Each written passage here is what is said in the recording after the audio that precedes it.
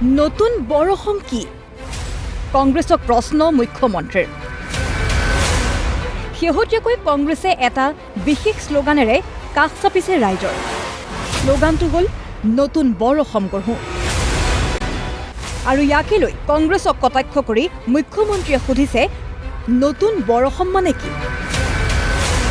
উত্তৰ দিছে গৌৰৱ গগৈ ভাৰতৰত্ন ভূপেন হাজৰিকা জ্যোতিপ্ৰসাদ আগৰৱালাৰ দৰে মনীষীয়ে কৈ যোৱা বৰ অসমৰ কথা নজনা মুখ্যমন্ত্ৰীয়ে কেৱল সিন্ডিকেট কৰিব জানে কংগ্ৰেছে যিটো এটা বৰ ডাঙৰ শব্দ কৈছে এতিয়া আপোনালোকে যাওঁতে মানৱেন্দ্ৰ শৰ্মা কমপ্লেক্সত আপোনালোকে ৰেকৰ্ড কৰি যাব তেওঁলোকে কৈছে নতুন বৰ অসম মানে কি বৰ অসমটো স্বৰ্গদেউ চাওলুং চুকাফাই 600 বছৰ আগতে 1200 খ্ৰীষ্টাব্দতে নিৰ্মাণ কৰিলে নতুন মানে কি তাৰ মানে চাওলুং চুকাফাৰ বৰ অসমখন নহয় যি গৰাকী আমাৰ ভূপেন হাজৰিকাৰ নতুন অসমৰ আদৰ্শ চিনি নাপায় যিজনে জ্যোতিপ্ৰসাদ আগৰৱালৰ লিখিত বৰ অসমৰ কথাবোৰ তেওঁলোকে অজ্ঞাত তেওঁ মাত্ৰ এটাহে কথা জানে যে গৰু সিন্ডিকেটৰ পইচা কেনেদৰে তুলিব লাগে তেওঁ অসম বৰ অসম অসমীয়া আদৰ্শ কথা কোনো একো কথা নাজানে মাত্ৰ নিজৰ পৰিবাৰক কেনেদৰে ধনী কৰিব পাৰে বিভিন্ন ঠাইত মাটি কেনেকৈ ল'ব পাৰে সেয়া লৈ তেওঁ বেছি চিন্তা কৰে জ্ঞান নথকাৰ বাবে মই বেছি আচৰিত নহয় এইবাৰ মুখ্যমন্ত্ৰীয়ে দিছে কংগ্ৰেছে কোৱা নতুন বৰ অসমৰ সংজ্ঞা অবৈধ বাংলাদেশীক লৈ কংগ্ৰেছে গঢ়িব বিচাৰিছে নতুন বৰ অসম এপিচিচিৰ সভাপতি গৌৰৱ গগৈৰ প্ৰত্যুত্তৰ যদি অসমত অবৈধ বাংলাদেশী আছে বুলি মুখ্যমন্ত্ৰীয়ে জানে বিগত 10 বছৰে নেখেদিলে কিয় দায়িত্ব পালন কৰিব নোৱাৰি জাতি জনগোষ্ঠীৰ মাজত সংঘাত সৃষ্টিৰ চেষ্টা কৰিছে বিজেপিয়ে জনতাক লগত লৈ অসম গঢ়াৰ বিপৰীতে অসমখনক পৰিয়াল আৰু বনিয়াৰ বাবে ব্যৱহাৰ কৰিছে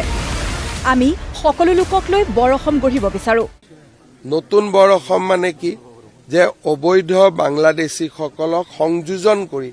তেওঁলোকে এটা নতুন বৰ অসম নিৰ্মাণ কৰিব খুজিছে তেওঁলোকৰ দিনত মণিপুৰৰ দুভাগ হ'ল আজি তাৰিখত অসমৰ বিভিন্ন জিলাত আমি মানুহৰ মাজত সংঘাত সৃষ্টি কৰিছোঁ যে আমালোকৰ মাজত ভাগ কৰি তেওঁলোকে সিন্ডিকেট আৰু আটাইতকৈ ধনী মানুহক মাটি চম্ভালি দিয়ক সেয়া হ'ল তেওঁলোকৰ উদ্দেশ্য আটাইতকৈ দুখীয়া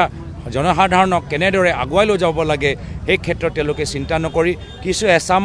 ধনী মানুহক তেওঁলোকে আগবঢ়াই লৈ গৈছে আৰু সেইকাৰণে আমি এজন মানুহৰ অসম বিচৰা নাই এজন পৰিয়ালৰ অসম বিচৰা নাই এজন বিশেষ ঘৰৰ অসম বিচৰা নাই আমি সকলোৰ অসম বিচাৰিছোঁ কালিলৈকে হেনো এই কথা গম পোৱা নাছিল মুখ্যমন্ত্ৰীয়ে মেডাম মেফিৰ কাৰ্যসূচীৰ বাবে নটবমালৈ গৈ থাকোঁতেই চকুত পৰিল কংগ্ৰেছৰ দেৱাল লিখন তাৰ পাছত মুখ্যমন্ত্ৰীয়ে বুজালে বিজেপিয়ে বিচৰা বৰ অসম আৰু কংগ্ৰেছে ভবা বৰ অসমৰ পাৰ্থক্য কি আনহাতে মেডাম মেফিৰ এক কাৰ্যসূচীত মুখ্যমন্ত্ৰীক আক্ৰমণ গৌৰৱ গগৈৰ বৰ অসমৰ ধাৰণাই নাই মুখ্যমন্ত্ৰীৰ বৰ অসমৰ প্ৰতিটো জাতি জনগোষ্ঠীক মুখ্যমন্ত্ৰীয়ে কৰিছে প্ৰতাৰণা মই আজি ইমান দিনে দেখা নাছিলো আজি ইয়ালৈকে আহোঁতে ফট কৰি ৱালখনলৈকে মোৰ দেৱাল লিখনটোলৈকে চকু গ'ল আৰু ইমান এটা ডেঞ্জাৰাছ ৱাল লিখন লিখি থৈ দিছে নতুন বৰ অসম মানে কি যে যিসকল বিদেশী সোমালে বাংলাদেশী সোমালে তেওঁলোকক লৈ আজিৰ পৰা বৰ অসম এখন হ'ব কিন্তু আমাৰ বৰ অসমখন হ'ল 600 বছৰ আগতে স্বৰ্গদেউ চাওলুং চুকাফাই নিৰ্মাণ কৰি থৈ যোৱা বৰ অসম সেই 4-5 জন বিধায়ক মন্ত্ৰী লৈ ক'ত তেওঁলোকে মাটি ল'ব পাৰে বসুন্ধৰাৰ নামত মানুহৰ পৰা প্ৰিমিয়ামত বেছি ল'ব পাৰে চাৰিওফালে মদৰ দোকান খুলি নিজৰ ধাৰুৱা চৰকাৰৰ ধাৰ কেনেকৈ মাৰিব পাৰে সেয়া লৈ তেওঁলোকে চিন্তিত সেইকাৰণে বৰ অসম নতুন অসমৰ কথা মুখ্যমন্ত্ৰী নজনা আমাৰ বাবে একো ডাঙৰ কথা নহয় কোনো আচৰিত লগা কথাবোৰ নহয় তেখেতৰ পৰা এনেধৰণৰ জ্ঞান নথকা কথাবোৰে আমি আশা কৰোঁ বিপৰীতে নতুন বৰ অসমৰ ধাৰণা বুজাই দিবলৈ কংগ্ৰেছক আহ্বান মুখ্যমন্ত্ৰীৰ গতিকে মই কংগ্ৰেছক মই অনুৰোধ জনাম এই নতুন বৰ অসমখনৰ কনচেপ্টটো কি তেওঁলোকে আমাক বুজাই দিয়ক এই মই আজি মেডাম মেফিৰ দিনটোত ৰাজনৈতিক কথা ক'ব খোজা নাই আৰু বিশেষকৈ ইয়াৰ পৰা মই ক'ব খোজা নাই খালি মই এটাই কথা বুজো যে আমাক লাগে স্বৰ্গদেউ চাওলুং চুকাফাই নিৰ্মাণ কৰি যোৱা বৰ অসম নতুন বৰ অসমৰ আমাক প্ৰয়োজন নাই